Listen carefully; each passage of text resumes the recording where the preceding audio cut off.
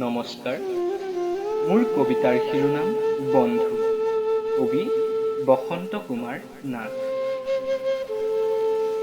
আছেনে তোমাৰ বাৰু এনে কোনো বন্ধু, যিয়ে তোমাক পিছে মুখতহে ভাল পায়, দুখৰ দিনত যাৰ মাতিবলৈ আহৰিয়েই নাই, সুখৰ দিনত আকৌ উল্লাসেৰে ডিঙিহে ফুলায়।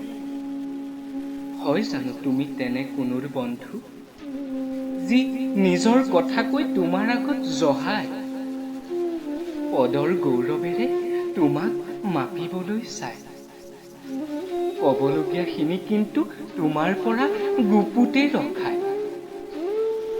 পাইছানে তুমি বাৰু তেনে কোনো বন্ধু, যি জাতি ধৰ্ম বৰ্ণেৰে তোমাক হীনভাৱে চায়, বেয়াৰ ফালে যাবলৈ অথচ প্ৰেৰণাহে যোগায়। বিচৰা জানো তুমি তেনে কোনো বন্ধু, যি উন্নতিৰ জখলাত তোমাক পিছলহে খুৱায়, তাতোকৈ বিপদৰ বেলিকা এৰি থৈ আগতেই পলায়।